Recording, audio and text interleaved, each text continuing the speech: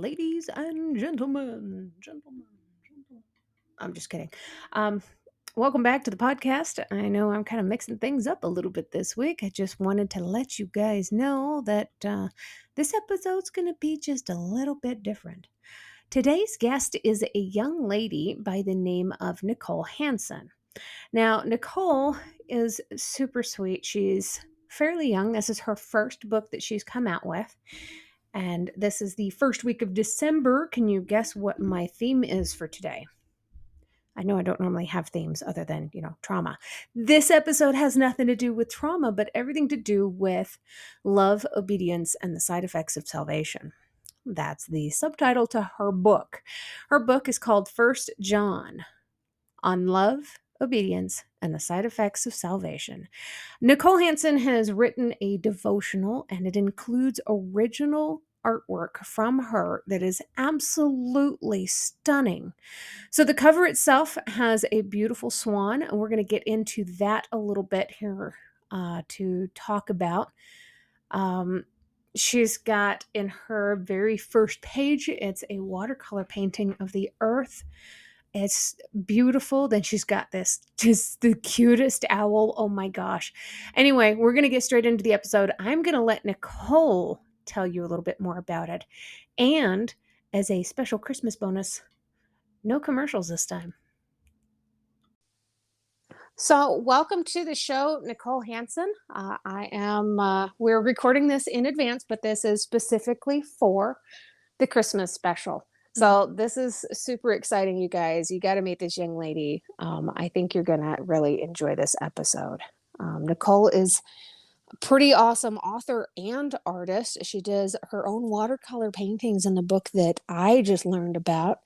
And I'm going to let her tell you a little bit more about the book. But before we get into that, just some of the basic questions I always like to start with. Where did you grow up? What was your family life like when you were growing up? I grew up in a Chicago suburb of Illinois called Homewood, and I was homeschooled in those early years up until high school, actually. And I just really loved learning and reading, and a lot of our curriculum when I was in elementary school, and my mom was my teacher, was centered around books. So it is not surprising that I love words this much. That's awesome. So when you did start going to high school, was it just a standard high school? Was it a Christian school? It was the local public high school, and that was Wow. in Lamont, My Illinois. gosh. Was that And a culture shock for you? oh, it was, yes. It was it was strange things that were culture shock, though. I couldn't figure out how to open my locker. Oh, yeah.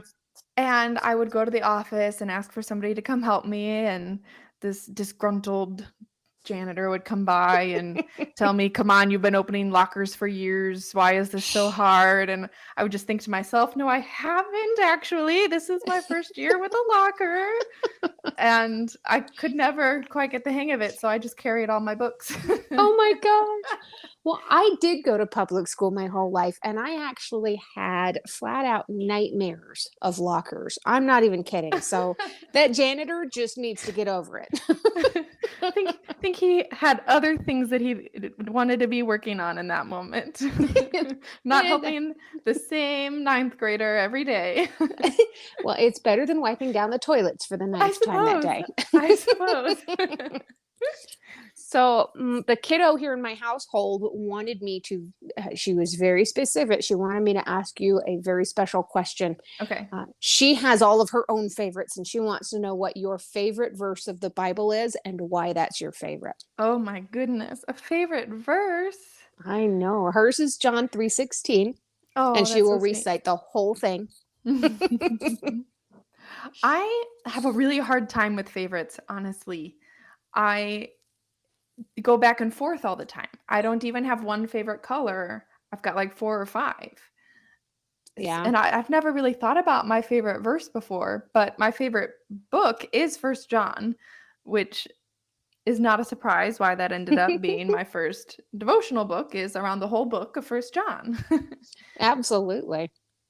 So, speaking of, that's a great way of getting into this. What inspired you to write this book?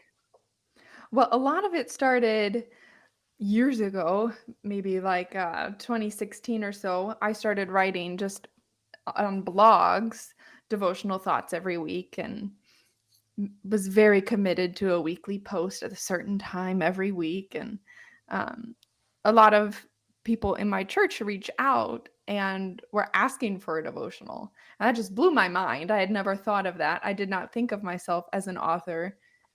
And if I did, I was going to write fiction at that time. Yeah.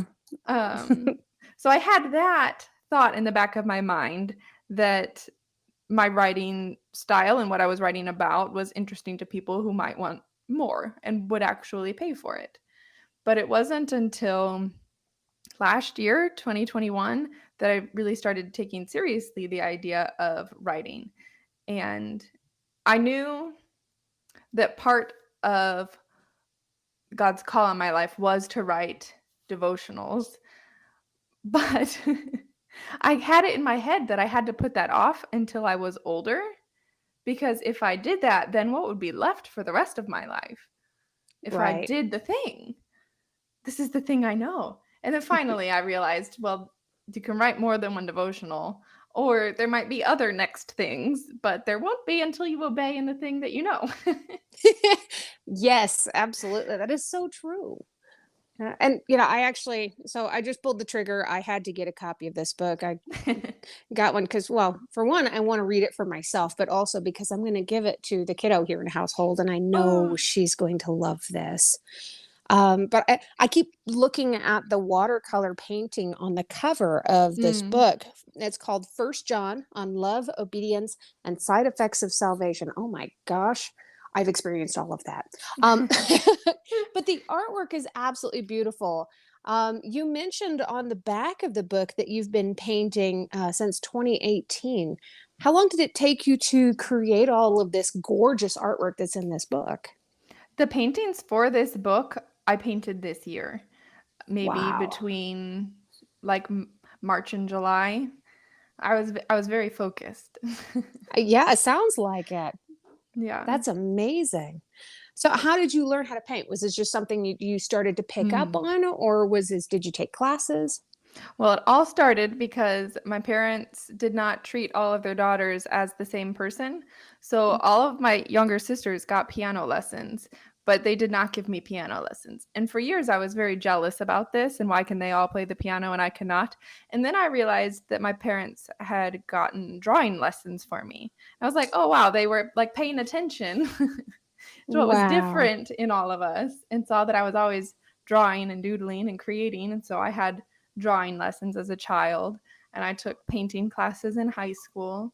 And when I got married in 2018, our apartment was carpeted, and I'm a very sloppy painter. And I knew that we would not get our deposit back if I painted with the acrylics that would stain. And so I was like, well, I have some old watercolors. If I use watercolors, those sound like they will make less of a mess on the carpet. So I will paint with those. And so that is the true story of how I started painting with watercolors. That's And awesome. I've loved the journey. It's different from acrylics, but there's enough of the foundations that are the same. And Right. And people keep telling me that, but I'm still terrified of watercolors because I remember how bad I was at watercolors when I was a kid. I'm all right with the acrylics, but that's because I have a canvas standing up in front of me. I think Oh, what intimidates me with the watercolor is having to look down at it and leave the paper flat. you know what? I just saw somebody, maybe on social media, I saw a video, but somebody was painting with watercolors on an easel. And I Oh, was like, how? How are you yeah. making this work? Why is this working for you? Why is everything not pooling at the bottom? And that made me wonder if I just use more water than I really need to in my Oh, watercolors. that could be. Maybe I was too. I don't know. It's been a I'm long still time going since to I've done paint flat though. it. So is your husband as much into devotionals as you are? Has he always been the same? I don't know that he's much of a devotional reader. He's more just scripture, or like the YouVersion app has like the daily readings and things in there. So he does those devotions more. Oh, very cool. Very cool. And how'd you guys meet? We met on christianmingle.com. Oh, I hear so many success stories through that website. I love it. We are That's really cool. thankful for it. Yeah, absolutely. I met my husband online too, but it was, through a free one. Okay. Yeah. Do you happen to have your book nearby? If I were to ask you in a few minutes if you could read a passage from your book for I the do. podcast? Yes. Awesome. And before you read it, can you tell us where do people find your book? Yeah. My book is on Amazon. It's the only place you can buy it. And at this point, you have to type in the whole entire title for it to populate on their website. Or I'll give Amanda a direct link to that too. Okay. For me to find it, I just put in your first and last name and then one John, and then that brought Oh, it right up. and it worked. Okay. Yep. I've It was had people telling me they beautiful. can't find it. So I wanted to, Oh, yeah. I I will don't make sure that know. in the description of the podcast and on all my social medias and all that stuff, I will make sure that I give links to this because I think this is the perfect last minute stocking stuffer for people that are Mm. needing stuff. Which is why I wanted this to kind of be the Christmas special and have this be like the perfect way to kick off December and really, kind of drive the point home to remind people of what Christmas is actually about. Mm. Yeah. Yeah. Awesome. All right. So, what part did you want to read for us? I'm going to let you take it away. Yeah. I'll read from day 3, and I'll read that whole day's devotional actually. It's called On Joy in Fellowship, and the painting is of a strawberry. This is 1 John chapter 1 verses 1 through 4 in the New Living Translation. We proclaim to you the one who existed from the beginning, whom we have heard and seen. We saw him with our own eyes and touched him with our own hands. He is the word of life. This one, who is life itself, was revealed to us, and we have seen him. And now we testify and proclaim to you that he is the one who is eternal life. He was with the Father, and then he was revealed to us. We proclaim to you what we ourselves have actually seen and heard, so that you may have fellowship with us. And our fellowship is with the Father and with his Son, Jesus Christ. We are writing these things to you so that you may fully share our joy. John's joy comes from fellowship with Jesus. It's the fruit of his relationship with God. It reminds me of what Jesus taught about abiding, which John recorded in John 15, 1 through 17. Verses 10 through 11 read, I skipped ahead. We remain in him, he says, when we obey his commands. When you obey my commandments, you remain in my love, just as I obey my Father's commands and remain in his love. I have told you these things so that you will be filled with my joy. Yes, your joy will overflow. John 15, 10 through 11. Jesus explains that he is the vine, we are the branches, and that only when we are connected to him can we bear any fruit. When we become disconnected from Jesus, we can no longer bear fruit or evidence of our relationship with Jesus. One way to know that a strawberry plant is a strawberry plant is to look at the berries. Strawberries confirm it's a strawberry plant.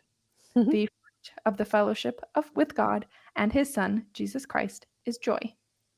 It's no use trying to go out and become a more joyful person or gluing strawberries onto a strawberry plant. Real joy, the kind born out of a relationship with God, is a side effect. That said, here are some practices rooted in a relationship with God that have helped me nurture joy. A gratitude journal where I reflect on the things God has done day by day and trace them back to God rather than coincidence. Unrushed time with God in the Bible, reading and prayer, where I give myself time to enjoy the relationship rather than check quiet time off of a to-do list. Listening to God-centered music while at work and around the house, continually turning my attention to God and what kind of a person he is and what he has done. Each of these are a way of digging deeper into fellowship with God and experiencing more joy. What practices, rooted in a relationship with God, help you nurture joy? Whom will you tell about this joyful relationship so that they too may share in your joy? This is awesome. This is really cool. I can see how this can be really helpful to the people that are going through hard times, especially.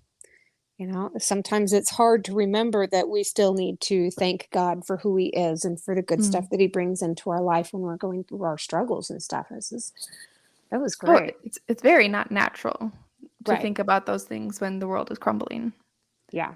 Yep, absolutely. And a lot of people who listen to my podcast are people who have experienced their worlds Mhm. crumbling and they don't know which way to turn.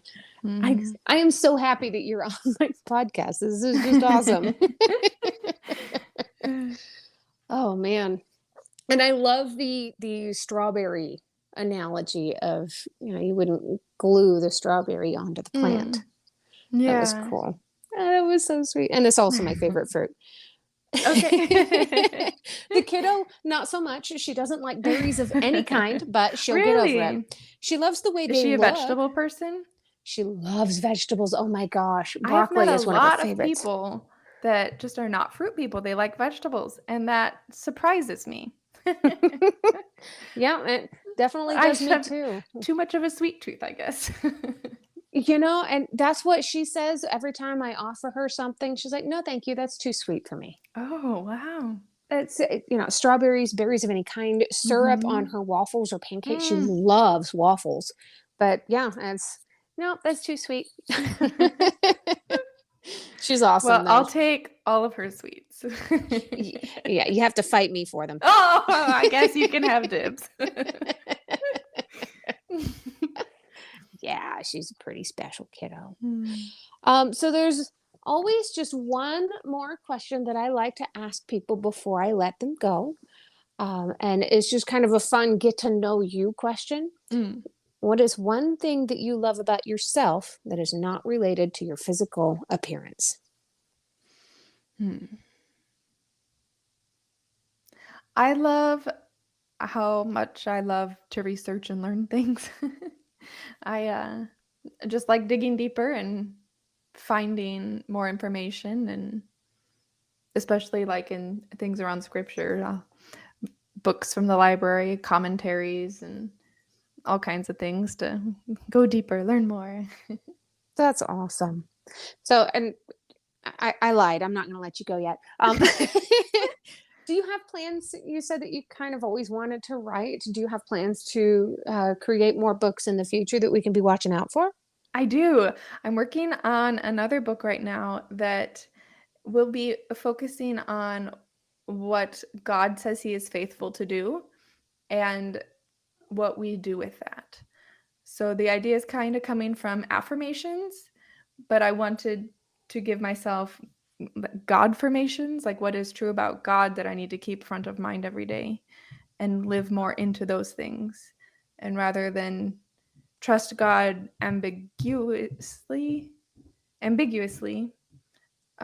know specifically what I am trusting God for or what He is faithful to do. So I'm excited about That's that one. awesome. Yeah, Yeah. absolutely. And you mentioned earlier that you thought that you might write some nonfiction someday. Do you still have plans for that too, eventually? The fiction I've written is a lot of it's really old, and I don't think that it will ever see the light of day.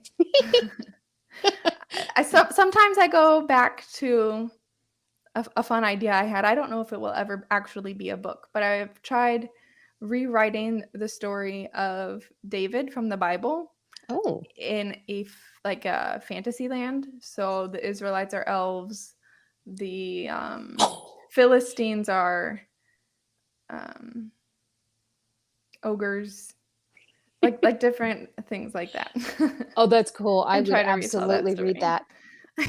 I would absolutely Yeah, read that. Let me know if you do make that happen because I'd love to have that one. will do. That's awesome. Well, Can't wait to Amanda, get your book. yeah, I have a gift for listeners too, if they're interested. Absolutely. And what would your gift be? So I wrote a little PDF that helps people take a visual cue maybe it's a painting or maybe it's like a seashell that you have on your countertop or something that will help bring back to mind biblical truth if you set up that connection. And so that's a PDF that walks people through how to do that. And that's what I did in the devotional. Each of the paintings is a visual cue for that chapter's idea. So the painting of a strawberry is the visual cue to remember that joy comes from fellowship with God. And so if I put up the strawberry in my house, then that will be my reminder. I have different paintings from the book up in my house. That is But awesome. And how would yeah, they reach out to you for that? I can give you the link so that it can be directly in the description of the podcast. Yeah, absolutely. Yes, please do. I would Yeah, love that. for sure. Um, and then another thing that I noticed on the back of your book is that Mm. you can be commissioned for, actually, that's not on the back of your book, it's in the description of the author, that you can be commissioned for really cool custom pieces. Uh, Yeah, do you have a way that people can reach out to you for that too? I'll give you that link as well. Yeah. Very cool. And how much would you normally charge, like a ballpark price for an 8 by Yeah. 10? An 8 by 10 is $140 before shipping That's not bad at all. at the time of this recording. Right. Prices are subject to change based on inflation. Yes. Very cool. And you've also included your Instagram link and that kind of stuff in there. So I'm going to make sure we put that in the podcast too. So um, Awesome. I'd love it if more people could support you, follow you on Instagram, grab a copy of your book, reach out to you for that free gift that you're offering, which is just so cool. I love that. You're the first one, by the way. Oh, For this entire season, you're the first one that's offered a gift. So that's pretty awesome. that is pretty cool. And I can't wait to learn more about you and read this book. It just looks so gorgeous. I love this one on the cover. Yeah, I like that one a lot. I had painted it for a devotional selection that I ended up not including in the book, but I decided that it was a good picture of the whole idea of the book, the idea of the little ducklings following the parent duckling as we are following Jesus and going where he goes and following his lead. That's awesome. Nice. What's your favorite painting from inside the book? Oh no. Yeah, I know. I keep asking you about favorites. Favorites? I know they're all your Oh, babies, right? they are. If I didn't like them, I repainted them.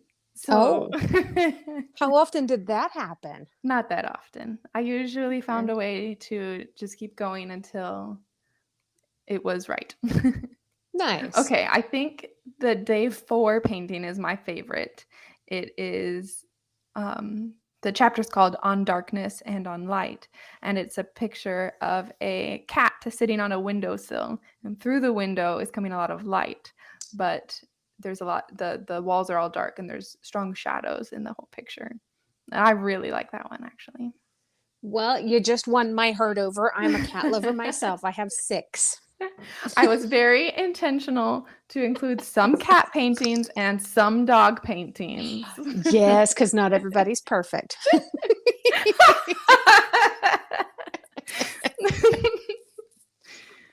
I know I'm terrible. Sorry.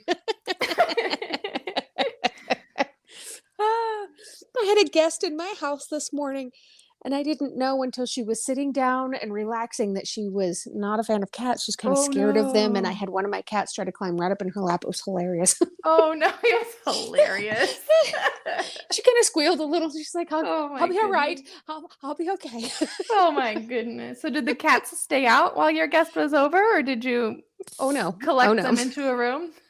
Oh, they wandered all over the house. Oh, Most of okay. them kind of gave her space, but there was just the one where he The was just one. determined, you are going to like cats by the time you leave here. And did the cat succeed? No.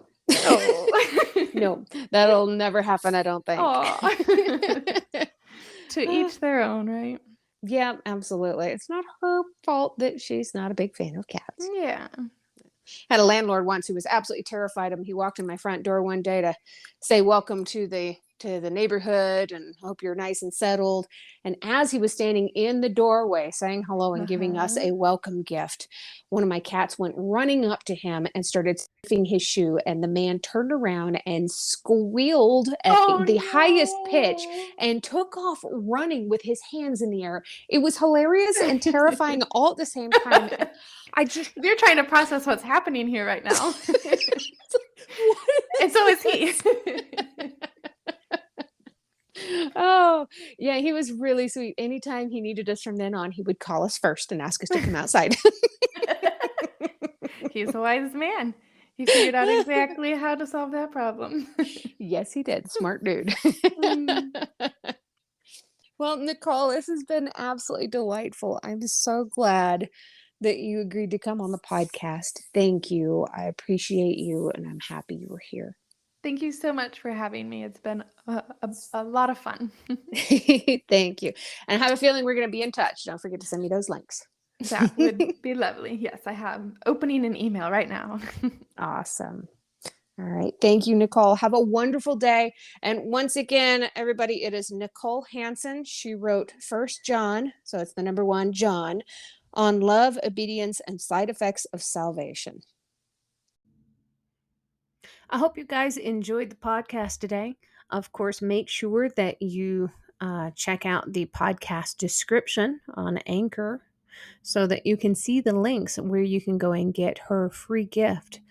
Um, it's going to be super cool. I promise you, this PDF is going to blow your mind with how beautiful her artwork is.